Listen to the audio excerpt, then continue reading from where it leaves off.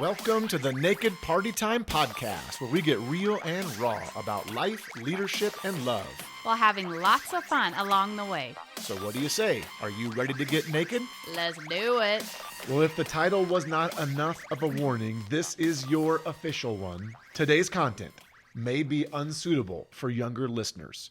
So if you need to press pause and wait for some privacy or put in your earbuds, now would be a good time, because today, I'm not delaying for dramatic effect, but so you still have time to turn this off if you need to. Today, we are going to continue our conversation about sex by answering questions like, how often should you have sex as a married couple? What's allowed in the marriage bed? And how do you keep sex fresh and fun in your marriage? And so much more. Today, we are, as the title says, we are going to keep talking about sex. Baby.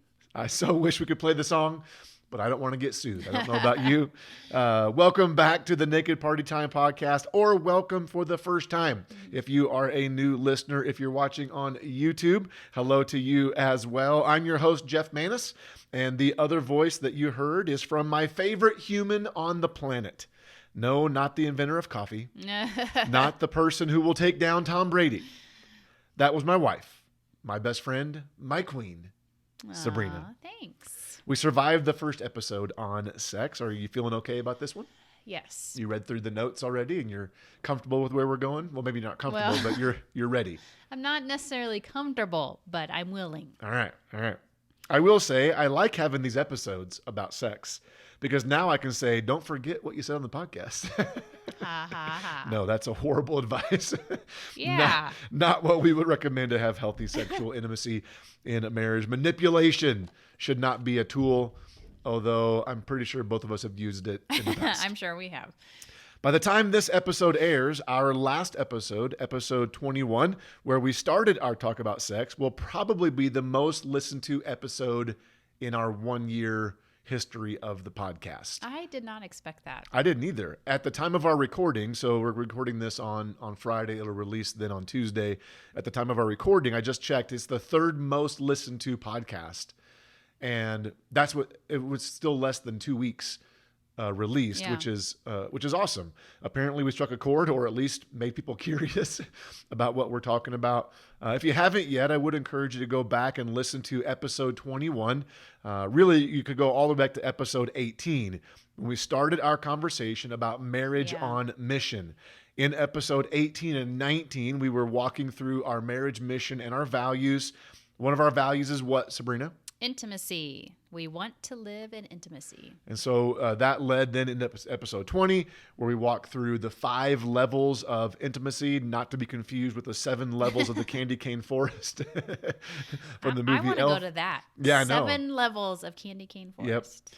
Yep. And the final level of intimacy we talked about in episode 20 was sexual intimacy, which then led into these 2 episodes here. All that to say, you just might want to go back to episode 18 and catch up if you want to see how we ended up to where we are today. We kind of got here naturally, natural progression of what we were talking about. Can I say something real quick? Sure.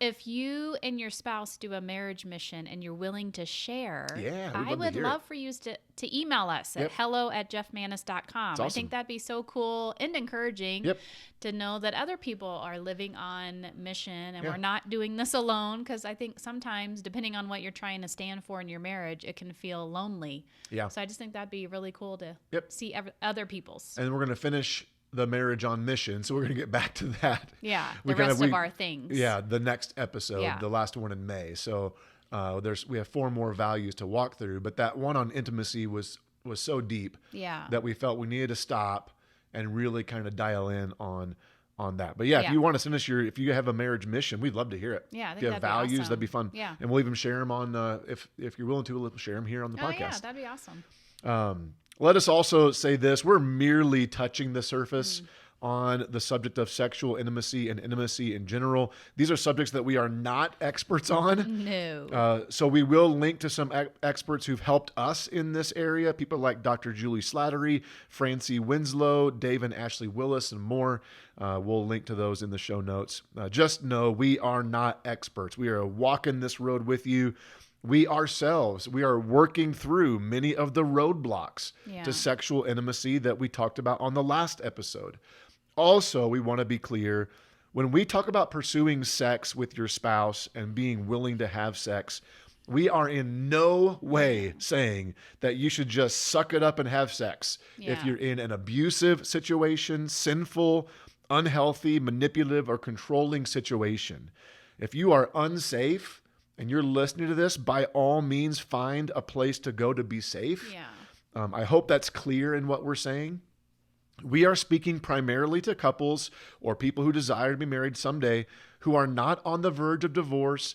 They don't have any abuse, major sin, or unfaithfulness in the way. Maybe they're just struggling or unwilling to pursue healthy sexual intimacy with their spouse, or they just want to take another step in thriving sexually with their spouse. That's who we're talking to. I hope you understand that as well. People who deal with the roadblocks that everyone else deals with. That's who we're talking to. And everyone does deal with roadblocks. Roadblocks will always exist in our sexual intimacy. You just have to learn how to get better and better at finding your way around them or removing them altogether from your marriage. Any thoughts to that there? No, I think that's really good. So real quick, let's recap some of the roadblocks from last week, and then let's talk through some tips to thriving sexually in your marriage. That's what we're focusing on today. So Sabrina, what were some of the roadblocks that we talked about last week that you may encounter in your sexual intimacy? Okay, we went through the physical roadblocks like decreasing libido and desire for sex, erectile dysfunction, illness, disease, physical pain, and in some instances, physical disabilities such as paralysis. Yeah, there are real physical struggles that become roadblocks in people's life. Okay. And then relational roadblocks like lack of communication, unspoken needs or desires, unforgiveness, or even bitterness. Okay. And then emotional or mental roadblocks like anxiety, depression, past sexual trauma, emotional wounds, or even scars. Then you have spiritual roadblocks like sin, both from your past or in your present, that is affecting your sexual intimacy. And then there's lies you might believe from the devil about sex or about yourself. You have to remember these lies sound like your voice in your head, or they sound like the voice of the person that maybe said them to you. So you really want to be able to decipher those. And they're powerful. Yes, very powerful. And we dove into that last time. So again, that's what we covered. We covered those in detail on the last episode, and they are all real. Those roadblocks are real. Yeah. The struggle for sexual intimacy is real, but as I said last time, just because the struggle is real doesn't mean you have to surrender to the struggle. Let me repeat that. Just because the struggle is real does not mean you have to surrender to the struggle. Instead of fighting about sexual intimacy in your marriage like we often do as couples, we need to fight for sexual intimacy in marriage. And that's what we're talking about today. So let's dive in and talk about how we can fight for sexual intimacy in some very practical ways. What are some tips to thriving sexually? Sabrina, what's the first one? To be purposeful. Oh my gosh. You can't say purposeful? I should have said that out loud first. Be purposeful. To be purposeful. Yes, we have to start here. This is the foundation to a thriving sexual relationship. This isn't the sexy part of sexual intimacy, pun intended. But without a full understanding and surrender to the purpose of sex, you are not going to thrive. The purpose of sex in a marriage is so much more than just experiencing pleasure. Right. It is pleasurable, or at least it's designed to be. I often say only God could think up something this good. And he did. God designed it. He created it. It was his idea. And I'll be the first to say, thank you, Lord. Woo! But he didn't just design it to feel good. He designed it to bond two people together at the deepest level. He designed it to make a husband and a wife what? One. Yeah. All the way back in Genesis chapter 2, verse 24, Adam and Eve come together. Scripture says this explains why a man leaves his father and mother and is joined to his wife, and the two are united into one. And the word one there comes from the Hebrew word echad. Sounds like you're hacking a loogie, which is not sexy at all, I might add. But it means to fuse together at the deepest level. This is also why having sex outside of marriage is so harmful. Right. You are fusing yourself at the deepest level with that person. And when you're not married, you're leaving then a part of yourself with them. Yep. And they are leaving a part of them with you because you've been bonded.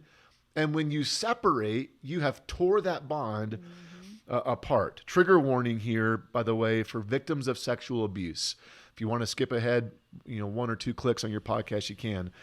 But this is also why sex, when abused through rape, molestation, or abuse of any kind, leaves such deep, damaging mental, emotional, and spiritual scars for the victim, because they had something forced upon them that is far more than just a physical act. Yep. It was of no fault of their own. No. But something in the spiritual world happened when that person forced themselves upon them. It's why sexual abuse is so damaging, because there is a spiritual component to it. Yeah, it's a soul tie.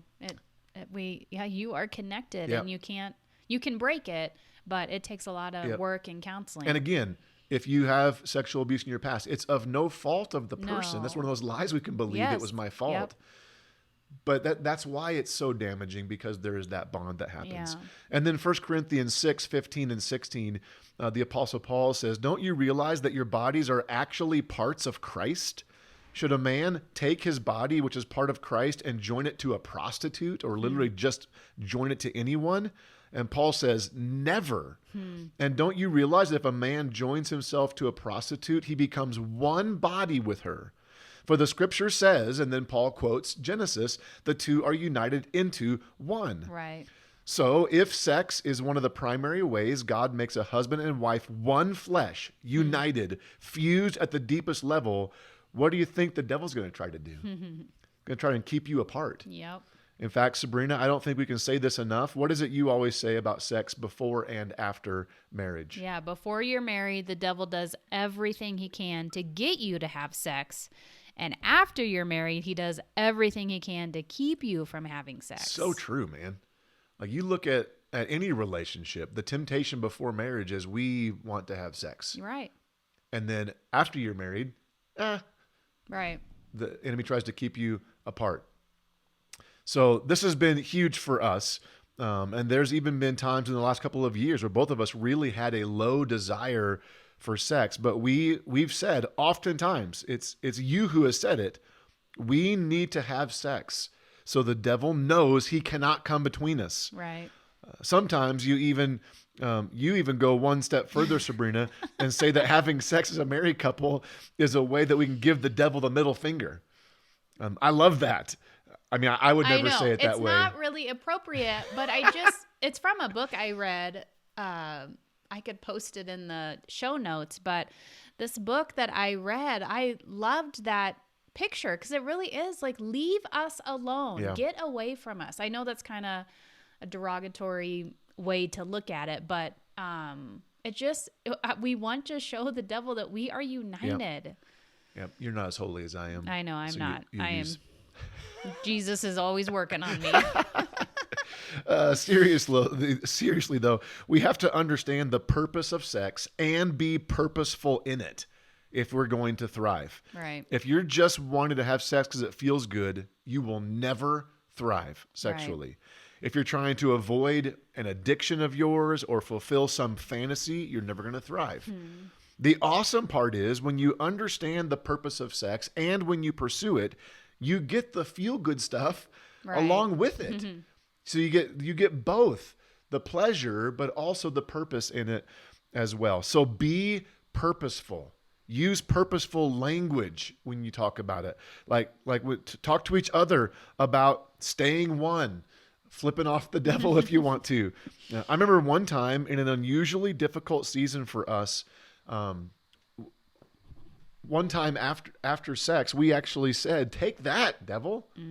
We said that, and we meant it. Yeah. So I've even said that having healthy sex with your spouse is an act of worship to God. I think God delights in our sex. So talk about sex as an act of worship with your spouse. For some of you with kids at home in the house, we just gave you a great sex code word. Hey, babe, you want to worship God later? Your kids will think you're super spiritual, and in some ways you are. Mm-hmm. I mean, is there anything more spiritual than becoming one with someone? Yeah. That's the language Jesus used about his relationship with the Father. The Father and I are one, he said. It's not a surprise then that the same Greek word used when talking about Jesus and the Father being one are used about the husband and wife being one as well. It's the same word. Yeah. So be purposeful with your sex. Anything you want to add there? No, I think that's really good. It goes back to that communication piece, which I know we're going to hit, but you got to talk to each other. Yep. Like, what's the point of getting married and then not talking about stuff? Make sure you're talking to your mic. Oh, sorry. Or move your mic up or something. You're like talking over it. Oh, okay, I'm sorry.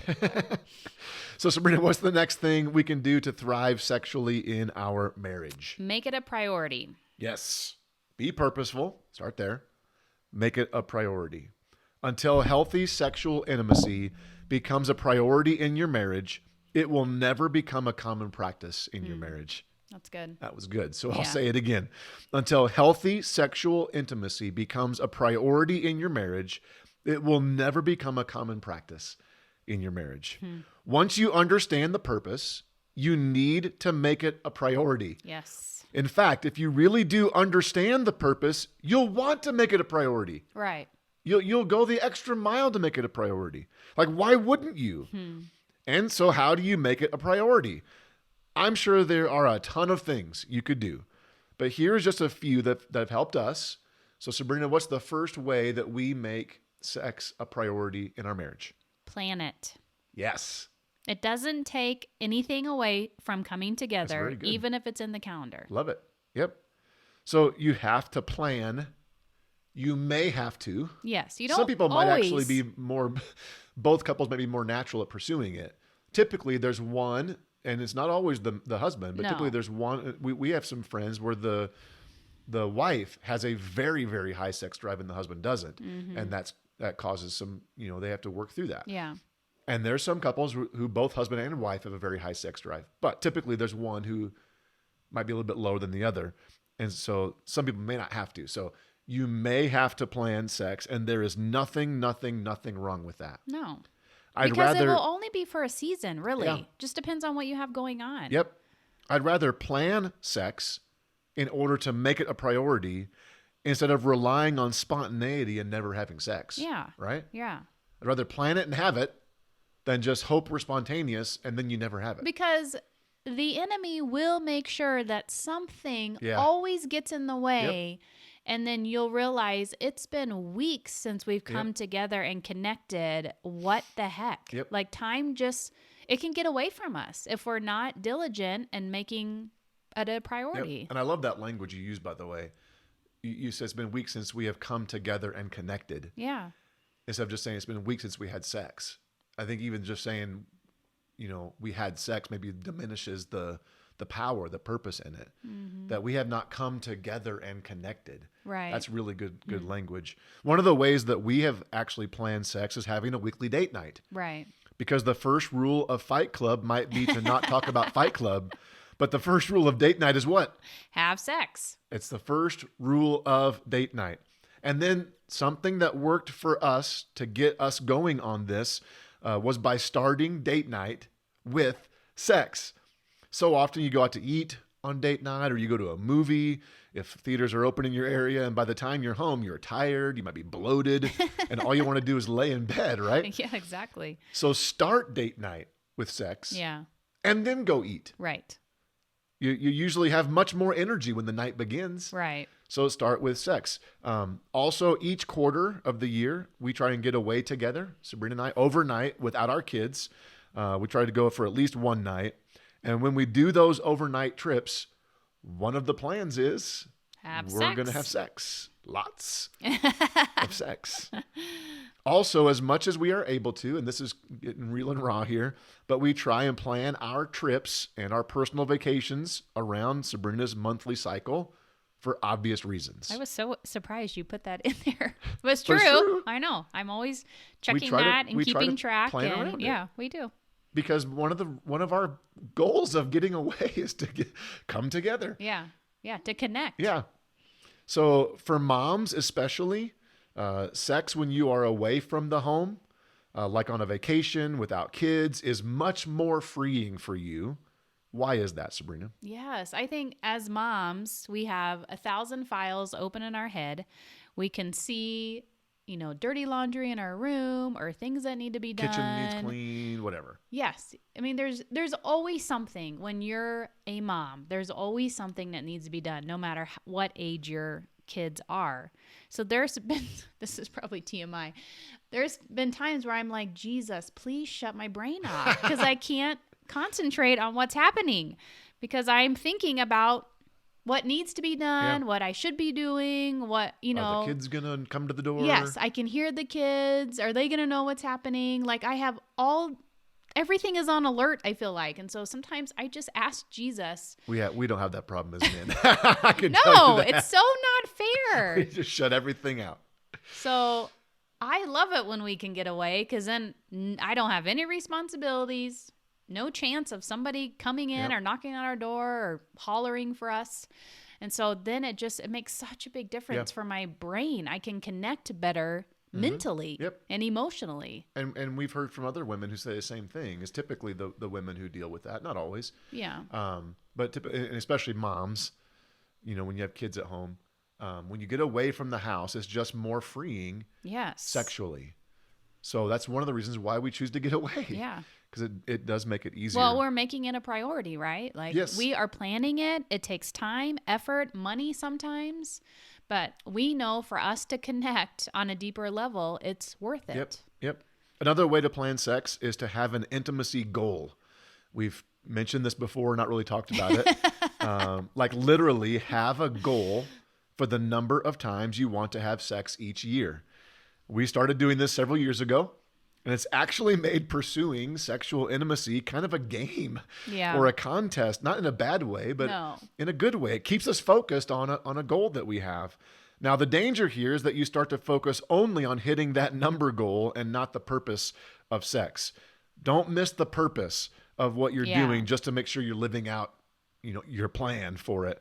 But we do make goals for everything in life. We make plans for everything. Yeah. Why don't we make goals and plans for this part of life? Full disclosure, we have yet to end a year where we hit our goal, but we are on pace so far this year. We are. To hit our goal. And I think because we had a goal, we've had more sex in the last couple of years than we would have without it. Yeah, I definitely think it has helped us. It has caused a couple of arguments because Jeff's... Yeah, Sabrina gets so mad. Oh, yeah, whatever. Says I'm not living up to my end of the bargain. Right?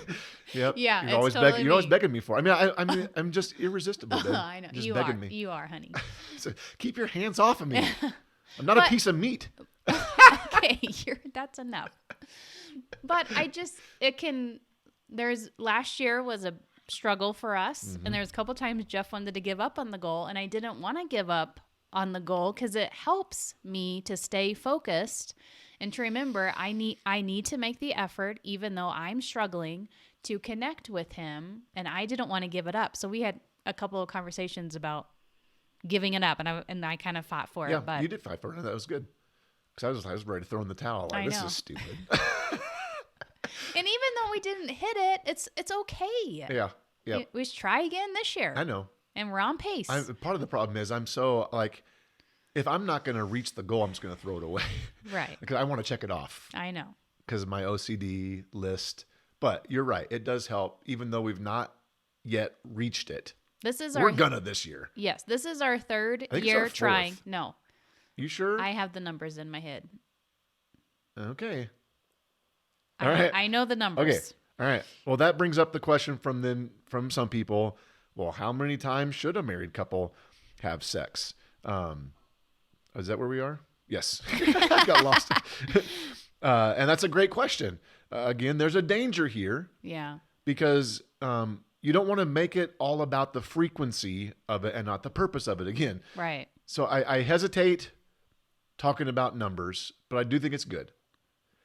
Well, we're just an example. I know. You don't have to do what we're doing at all. Because what we don't want is, let me say this.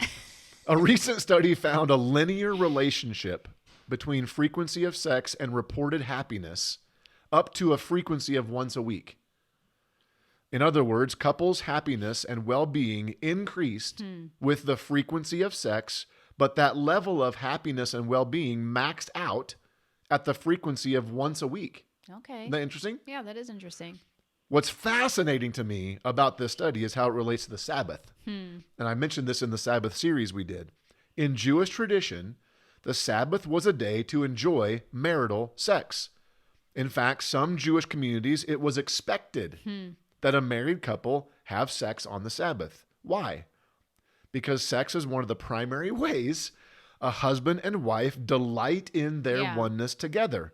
So it's more than ironic to me that ancient Jewish tradition, God's people, thousands of years ago, suggested sex at least once a week. And now a modern day study, big surprise, has linked marital happiness and well-being increasing with the frequency of sex, maxing out at one time a week. It's almost like God's people knew what they were talking about. What? I know. All that to say, barring some kind of major issue that literally prevents you from having sex, to me, there's absolutely no reason. And I want to be careful saying this because I don't want to shame anybody or make you feel like you have to do this. But to me, there's no reason why a couple shouldn't be having sex at least 52 times a year. Yeah. That would be an average of once a week. Yeah. Some weeks it might be more than one, but the average would be once a week. Are we going to share this? I don't know. Yes, we'll share it. Our intimacy goal is to hit 100 times in a year. I guess we're saying it. So it's just double the once a week. Some people might hear that and say 100 times? That's insane. Or they might hear say 100. We've already hit that this year. Right? That'd be awesome if someone already hit that this year. That'd be a lot. Again, don't get focused on the number or comparing numbers, please. Like, we have yet to have a year where we've reached our goal. Yeah. Remember that.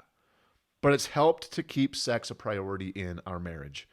And we're going to get there this year. I am bound and determined. We are going to get there. And then we're going to pull that sucker back and make it more attainable. But, okay, 100 times a year. It's eight times a month. And then you need 4 more. Yeah, so 4 bonus ones. Yeah, 4 bonus. So if you on your overnight vacation or overnight getaways each quarter, you get some extras in. Yes, or if you go on vacation, because vacation sex is the best. Right. I can't believe we put that out there. We have to go back and edit that if we don't like it's sharing. Fine. Okay. By the way, before someone out there pushes back on the Jewish tradition of sex once a week and claims, well, of course, that was the expectation. That was a society ruled by men. Oh, my. Did you know that God had a command in the Torah, the law of God, for a couple to have sex? And the command was not for the woman to have sex with the man. It was for the man to fulfill sexual intimacy for his wife. Wow. Isn't that cool? That is cool. Exodus 21 verse 10 says the man was not to neglect his wife of 3 rights: food, clothing, and sexual intimacy. Wow. Not food, clothing, and shelter. We don't need shelter, I guess. You do not deprive her of those 3 things: food, clothing, and sexual intimacy. Shelter was optional, I guess. I think God knows that we need that connection. I agree. Totally agree. It's just, it can be work. And I'm always like, it's nothing against Jeff. It's just, I got to work a little bit harder. My testosterone is extremely low. Yep. And so you have those issues, but I want to keep connecting with Jeff because I know that keeps us one and united, and it keeps us talking about it. Like, even that goal, it keeps the line of communication open. So I'm always listening to podcasts about sex and marriage and doing devotionals on sex and marriage on YouVersion. And like, how can I keep this in the forefront? How can I keep improving myself? How can I be the best wife and mom? And so I think this is how God designed us, whether we want it there or not. This is the way he made us, and we need to fight for it. Yep. So with that verse in Exodus 21 and then verses in 1 Corinthians 7 about not depriving or withholding sex from your spouse, meeting their sexual needs, with the understanding that the environment is safe, healthy, and free from impurity and immorality, I would say this, that I believe it's just as much a sexual sin to deprive your spouse of sex as it is to seek it from somewhere else.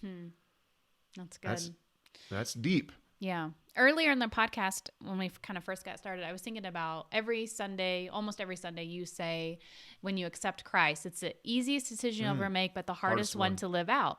So I was thinking about that with marriage. Marriage is easy to get married, but it is hard to live out. Yeah. Kind of the same concept, because we think everything is just going to be hunky-dory and happen, but we stop communicating, or lies start affecting us, and we don't talk to each other. We keep secrets.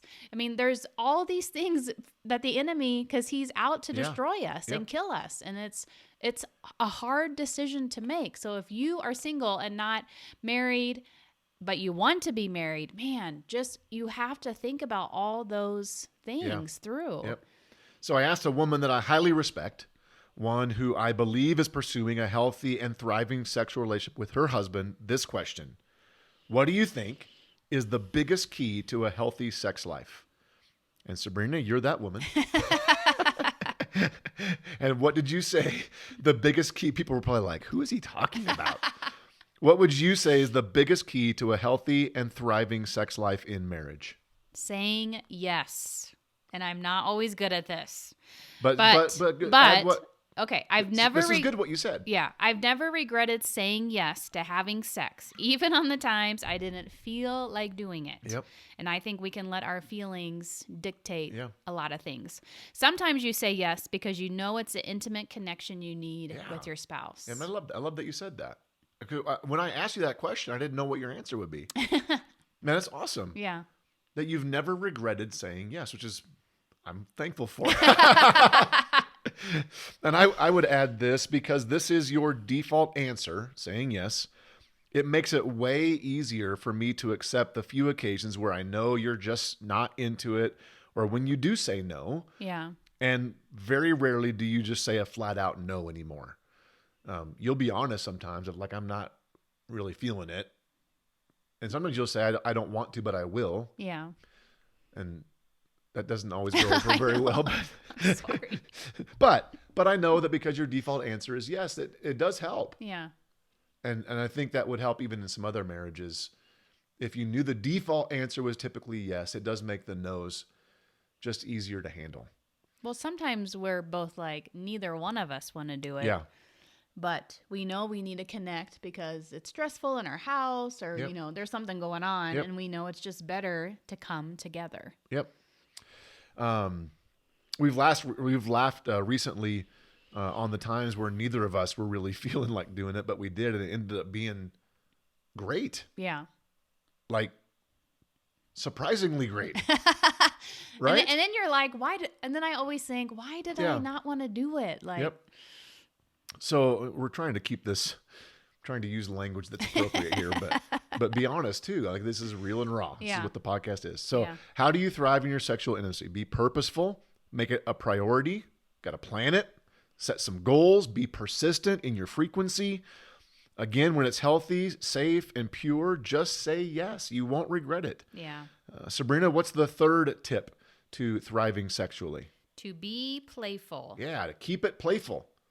Just be playful in your sex. Julie Slattery from Authentic Intimacy said, God is for great, pleasurable, and frequent sex within the context of marriage. She went on to say, if you're married, the Bible has quite a different message for you than predictable sex.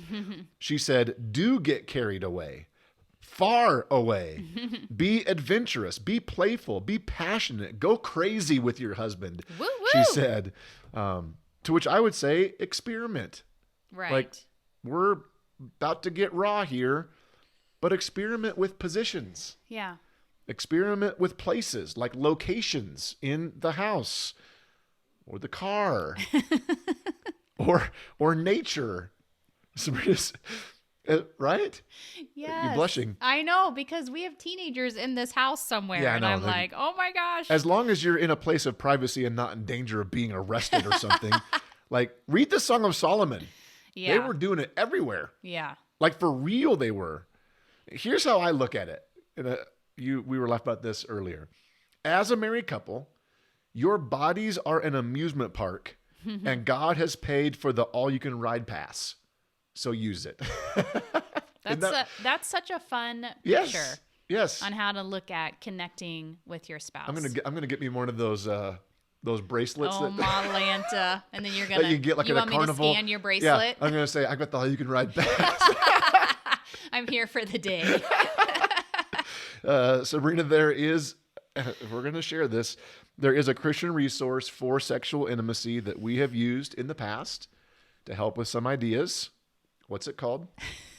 I can't believe we're doing this. Okay. So it's a website. It's called Christian Friendly Sex Positions. Okay. And you can sign up for the weekly email. And it sends you a weekly suggestion of a position you might try. Uh-huh. And so it comes across as CFSP. So if someone were to see your email, they wouldn't know what it is. But I do get this email, and sometimes I delete it and do not show Jeff. I will confess. But it does give. It's not. It's not graphic. No, it's not graphic. It's very. It's Christian friendly. It's not Yes. meant to. It's not meant to evoke lust or that kind of thing. No. It is meant to help marriages, specifically Christian marriages. So we heard about it on a podcast a couple years ago. And I was like, what? I didn't even know that was out there. And then we've had some fun times. Yep. So your sex life should get better and more interesting as you grow in your marriage. You'll discover things you like and don't like. You learn each other's signals. Sometimes you'll accidentally discover something in sex that literally just blows your mind several times. And again, we're trying to be careful in how we share these things here, but several times we've experienced something new by accident. And we're like, how did we never know about that? And it just completely changes our sex life, sometimes just for a season. So some people then might ask, well, what is not allowed in the bedroom? Like, we're saying be playful, experiment, but what's not allowed? And that's a good question. Yeah. I think there's in the Bible, I think there's great freedom. Like there's very clear language of oral sex in the Song of Solomon, sex outside in nature, true exploration and delight in each other's bodies. Like it's explicit. Mm-hmm. Dr. Slattery talks about this in some of her books. Also, the book by Tommy Nelson called The Book of Romance is a great look at the Song of Solomon through the lens of dating, engagement, marriage, and sex. Mm-hmm. But here's some things that to me are obvious no's for sex in marriage. No pornography. Yeah. Either actual porn or trying to reenact or fulfill a fantasy that you saw in porn. This includes verbal pornography as well, like things like erotica, 50 Shades of Grey, etc. That's all pornography too. Yes, it's just verbal pornography. Yes. It's mental porn. Obviously, anything that's contrary to scripture is off limits. Threesomes, watching your spouse have sex with someone else, swingers, just have common sense, right? Yeah. With those ones. Next, nothing that makes the other person feel unsafe or uncomfortable. And I use the word uncomfortable carefully because every time you try something new, it might feel awkward. Mm-hmm. That's not what I'm talking about. I'm talking about this doesn't feel right. Right. Or this doesn't feel like we're connecting appropriately. If one person feels unsafe or uncomfortable, that should not be allowed.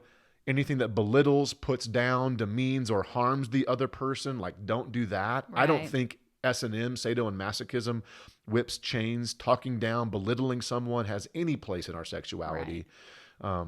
I know there are some people who get off on that stuff, and oftentimes one partner will go along with it because the other person's into it. I don't think it's necessary or helpful. Yeah. Self-masturbation, I think, is off limits. It's another topic for another day. But self-masturbation is like a gateway drug, I think, sexually. Yeah. It's intended to fill the void of actual sexual intimacy and get you connected to lust or a cheap form of sex. The word master is in the word masturbation, and we are told in Scripture to not be mastered by anything. That's good. To not be a slave to it. There's actual scientific evidence of the enslaving in nature of masturbation. If we ever do an episode on porn, which I was thinking just the other day might be a good one to do at some point, I can dive deeper into the science behind that. I've done a ton of research on it, but for now, I'll just leave that one there. Again, I'm trying to be careful here, but if you want to use your hands or your fingers to please your spouse, by all means, go for it. But in my opinion, self-masturbation is off limits. And the last thing is, I would just be careful with acting out fantasies that would otherwise be sinful. For instance, role-playing that you're having an affair, or role-playing that your wife is a hooker, or you just met and now you're hooking up. Just be careful. The more you pretend and fantasize about that, the more you are programming your brain that you need it, or that you could do it and justify it. Yeah. So you might fantasize about things you'd like to do with your spouse. Again, trying to be careful, but a position, a form of sex you haven't tried yet, I think that's okay. Make sure you're telling your spouse about those desires and that whatever that you're thinking. But you shouldn't need to pretend your spouse is someone they are not. Yeah. In order to be fulfilled or thrive sexually. So that was a lot. We just ran through those there. And again, those are some things not to do in sex. But man, keep it playful. Yeah. Well, have fun. As you're going through that list, I'm thinking, how much, like, this is open doors to the enemy. Like, come on in. We want you here too with some of that stuff. Porn, especially, he is all over that. But and again, communication. Yes. Yep. And that's what we're going to get into in a second. You've got to talk to each other. So be purposeful. Make it a priority.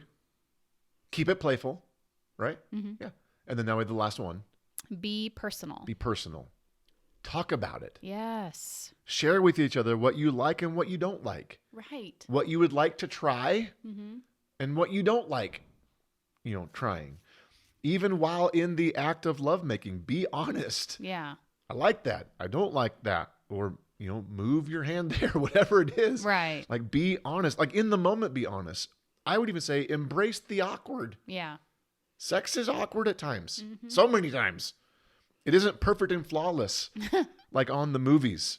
You don't both orgasm at the same time every time. You might get interrupted by a kid at the door or a kid at the end of the bed. Oh, my goodness. And Lord willing, they aren't old enough to remember. Please, God, may they not be old enough to remember.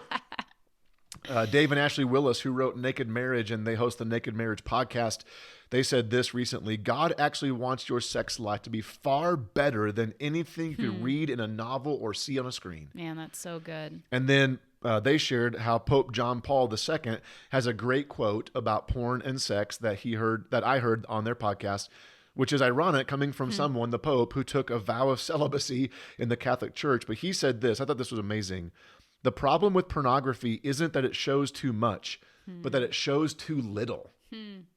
I never would have thought about it like that. Yeah. What he was saying was the gift of sex is so much more than just a physical act of pleasure between two people where everything goes just right. Mm-hmm. It's beyond that. It's the spiritual joining of two people at the deepest level.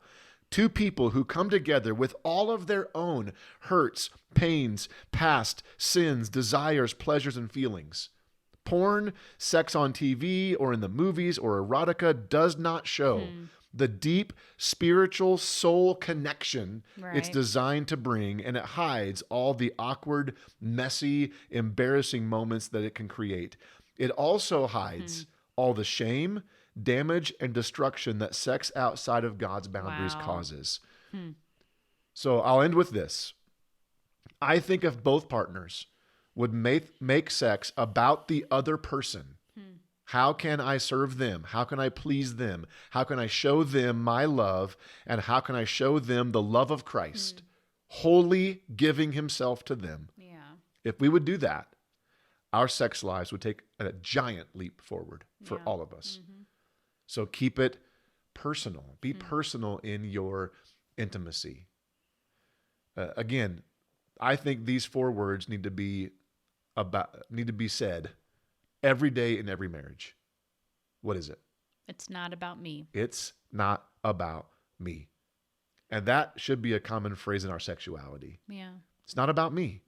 It's not about fulfilling my needs. It's not about me getting to orgasm. It's not about my pleasure. It's about how can I please my spouse and how can I show them my love and Christ's love in the most unfiltered, raw, and holistic way. That's so good.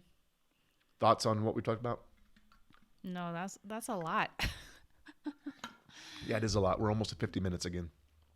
And we could have gone longer on a ton of those subjects. Yeah. Talk about it, folks. Yeah. That was a game changer for us when we actually started talking about it.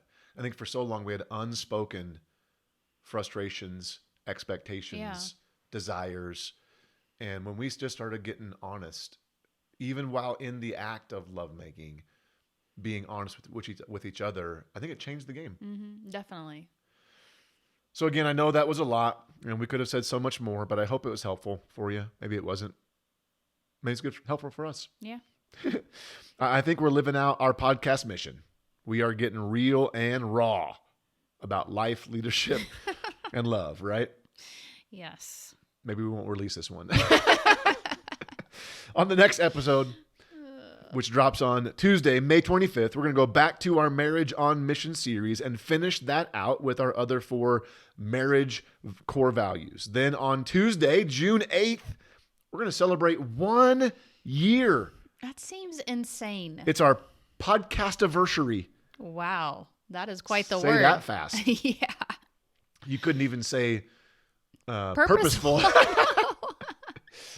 So we're not sure what we're going to do yet for our podcast-iversary, but we'll see. We're trying to think of something. We got some ideas.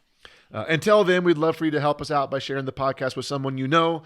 Also, if you don't mind, please, please, please like us on whatever platform you're using. Rate us. Subscribe if you haven't. And the best thing to do is leave a review.